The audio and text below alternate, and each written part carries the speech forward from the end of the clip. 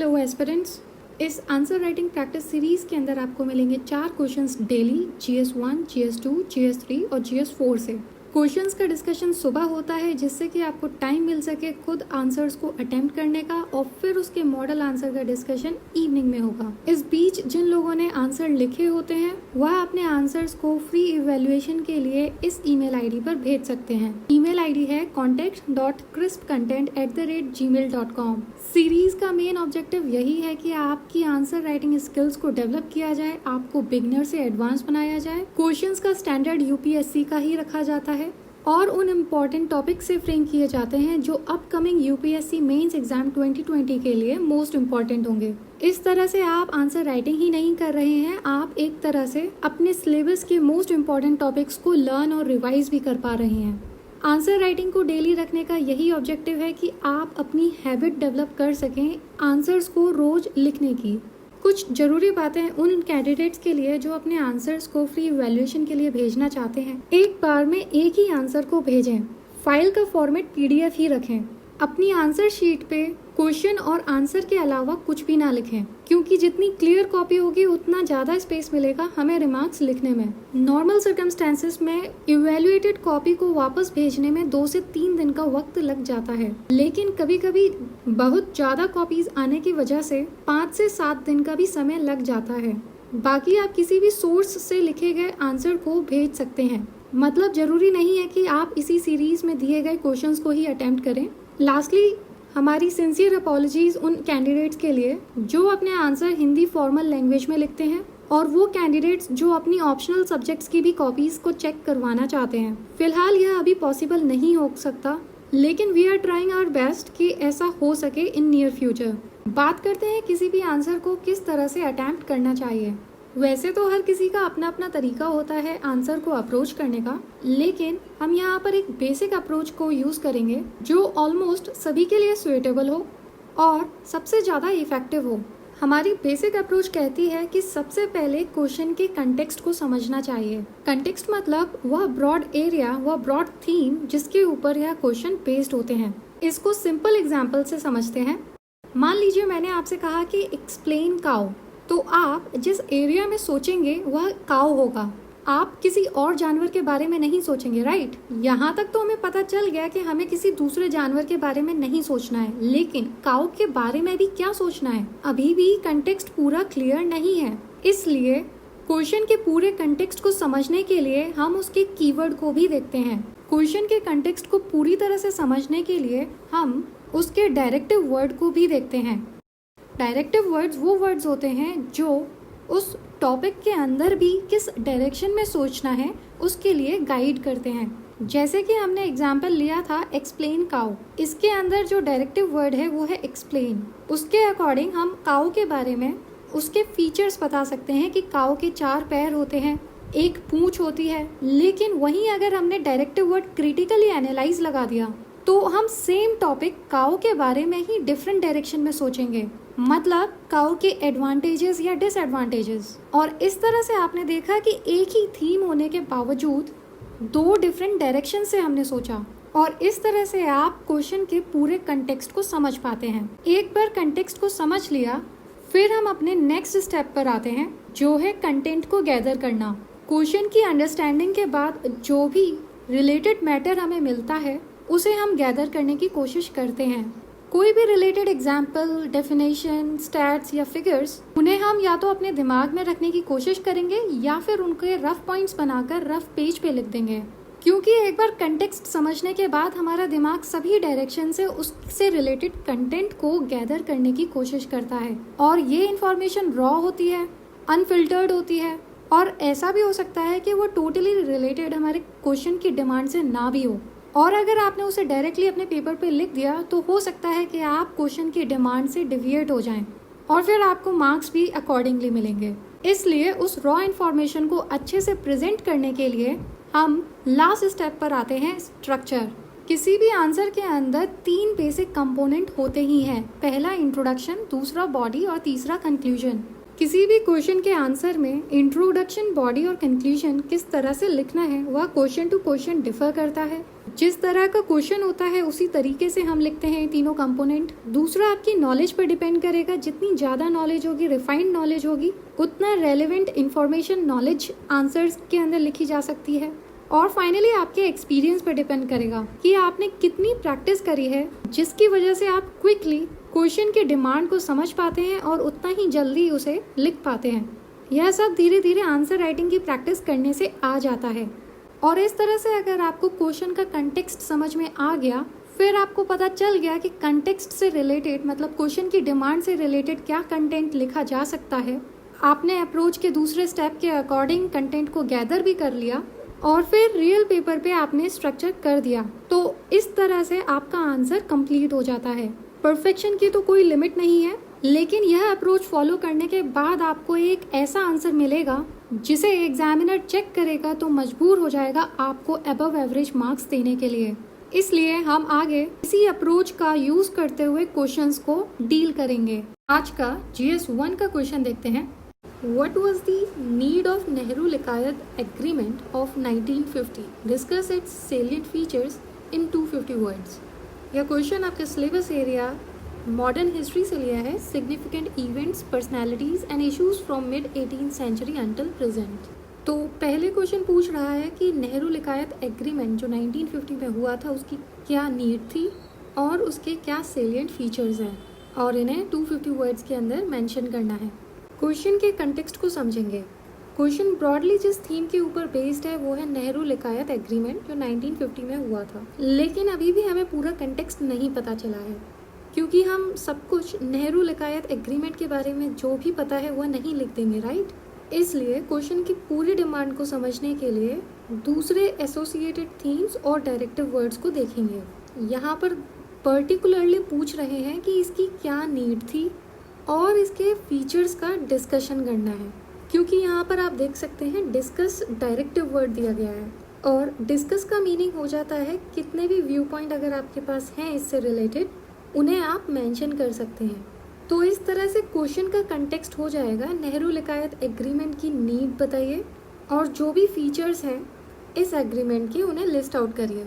अब ये question modern Indian history की किसी भी बुक के अंदर आपको मिल सकता है, आप उसमें से कंटेंट को गैदर कर सकते हैं या फिर आप सीधे गूगल भी कर सकते हैं। जो बिगनर्स हैं उनके लिए रिकमेंडेड है ये चीज़, क्योंकि उन्हें शुरुआत में कंटेंट के लिए परेशान नहीं होना चाहिए, वह धीरे धीरे बिल्डअप हो जाता है। अब उस इंफॉर्मेशन को स्ट्रक्चर कैसे करें ये जान लेते हैं। तो जैसे हिस्ट्री का क्वेश्चन है तो इंट्रोडक्शन की शुरुआत इस टॉपिक के बैकग्राउंड से ही हो तो बेटर है कि इसे 1950 में साइन किया गया था हमारे प्राइम मिनिस्टर और पाकिस्तान के प्राइम मिनिस्टर के बीच में माइनॉरिटीज़ के इंटरेस्ट के लिए।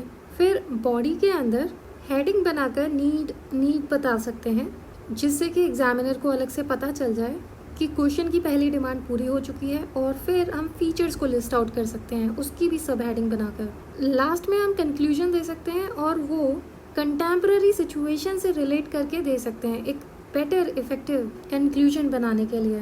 वरना नॉर्मल भी चल जाएगा, लेकिन थोड़ा बहुत हटकर कोई चीज़ की जाती है और अगर वो एक्सेप्टेबल है तो आपकी कॉपी को वो थोड़ा अलग स्टैंड आउट करेगी। वरना सभी को पता होता है कि क्या एग्रीमेंट है, इस फैक्टर में तो सभी की कॉपीज एक जैसी ही लगेंगी, राइट। इसलिए थोड़ा सा अलग करने के लिए हम कुछ चीज़ें कर सकते हैं, पर प्लीज़ ज़्यादा रिस्क नहीं लीजिएगा, क्योंकि अनएक्सेप्टेबल इनोवेशन भी बैकफायर कर सकती है आपको। तो चलिए, अब आपके पास आंसर लिखने के लिए सारी चीज़ें हैं, तो पहले आप इसे खुद अटेम्प्ट करिए और देखिए कि आप किस तरह से आंसर लिखते हैं। आज का GS 2 का क्वेश्चन देखते हैं। Analyze the role of World Health Organization WHO as a global health body and need of its reform। इसको 250 वर्ड्स के अंदर लिखना है और आपका सिलेबस एरिया GS 2 के अंदर important international institutions, agencies and fora, their structure and mandate, इसके अंदर आप इजीली क्लासीफाई कर सकते हैं। तो क्वेश्चन पूछ रहा है कि WHO का रोल क्या है, उसे एनालाइज करिए और इसके अंदर रिफॉर्म लाने की क्यों नीड है। क्वेश्चन के कंटेक्स्ट को समझेंगे तो पता चलेगा कि वर्ल्ड हेल्थ ऑर्गेनाइजेशन के बारे में बात हो रही है, लेकिन हम पूरा कंटेक्स्ट समझने की कोशिश करेंगे और जानेंगे कि हमें WHO के रोल के बारे में बताना है, और दूसरा उसकी नीड, मतलब ऐसे कौन कौन से इश्यूज हैं जिनको रिफॉर्म करने की ज़रूरत है।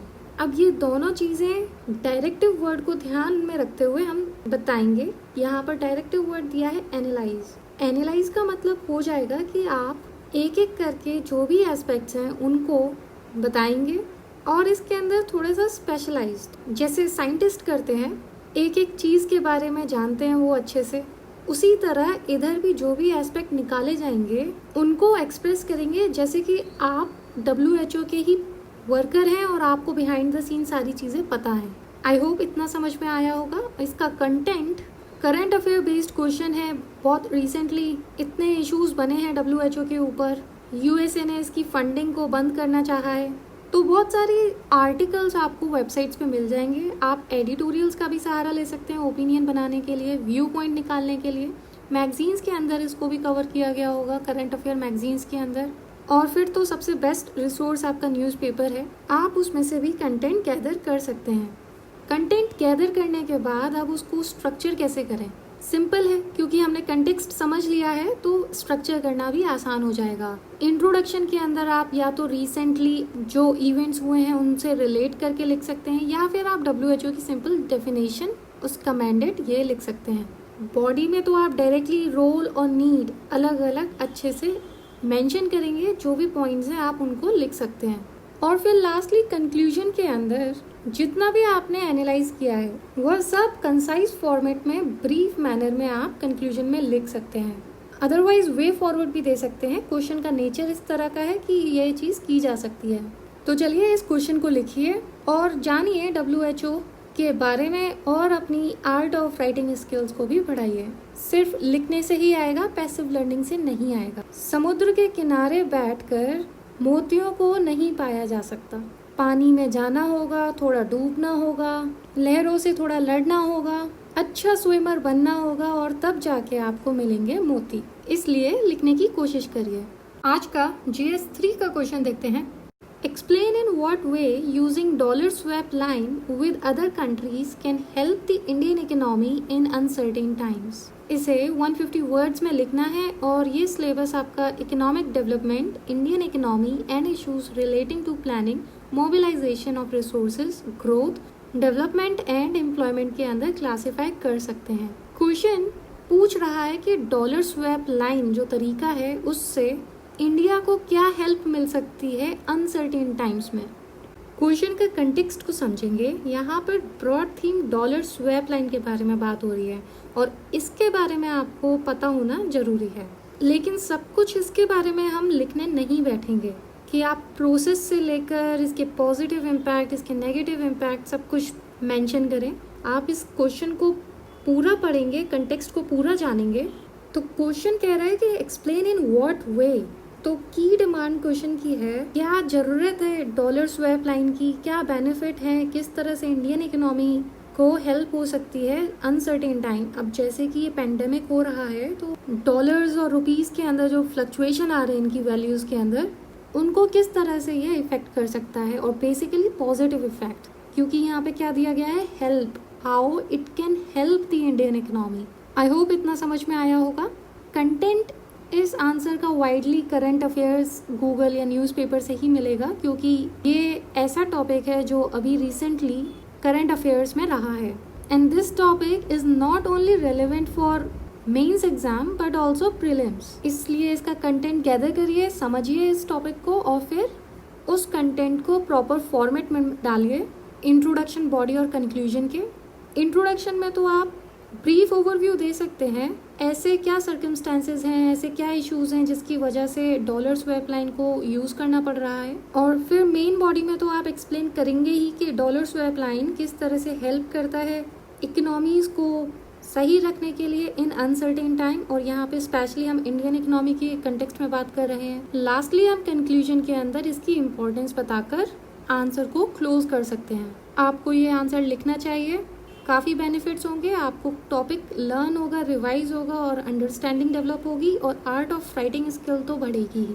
फाइनली आज का GS 4 का क्वेश्चन देखते हैं। Marketing has become a crucial link in the success of a business. With suitable examples discuss the ethical issues involved in marketing of a product और service. How can these issues be resolved?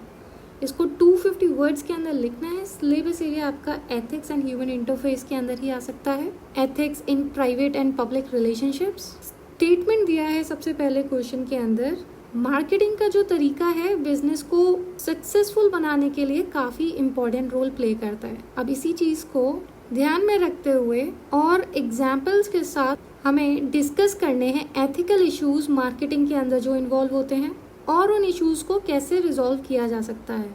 इस question में broadly marketing के बारे में बात हो रही है। किसी भी बिजनेस को बढ़ाने के लिए मार्केटिंग की ज़रूरत पड़ती ही है।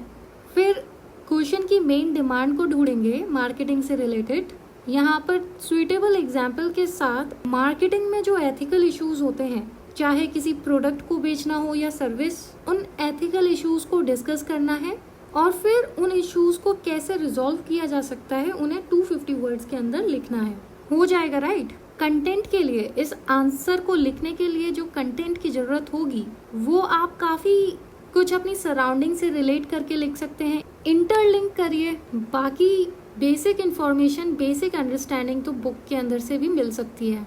करंट अवेयरनेस की इसलिए ज़रूरत है कि क्वेश्चन जो है वो कंटेम्पररी इशू है और इसीलिए आज की सिचुएशन को इंटरलिंक करके लिखने से ही एक बेटर आंसर मिल सकता है। इस तरह से आंसर को स्ट्रक्चर करना आसान हो जाएगा। इंट्रोडक्शन में आप मार्केटिंग की इम्पोर्टेंस बता सकते हैं या आप बता सकते हैं कि मार्केटिंग होती क्या है। फिर आप नाइसली क्लासिफाई करके एथिकल इश्यूज को बताएंगे। कोशिश करेंगे कि आप एग्जाम्पल्स दे पाएं और फिर उन इश्यूज को कैसे सॉल्व किया जा सकता है, क्या रेमेडीज हैं, क्या मेजर्स लिए जा सकते हैं, उन्हें भी मेंशन करेंगे। इस तरह जो क्वेश्चन की मेन डिमांड है वो पूरी हो जाएगी और लास्टली आप वे फॉरवर्ड या कंक्लूजन दे सकते हैं। मार्केटिंग बहुत पावरफुल टूल है एटीट्यूड चेंज करने का और उसे राइटली यूज़ करना चाहिए। इस तरह से एक डिसेंट आंसर तैयार हो जाएगा। इसे लिखने की कोशिश करिए। अब एक बात, आप लोगों की कॉपीज़ आपको जल्दी ही मिलेंगी।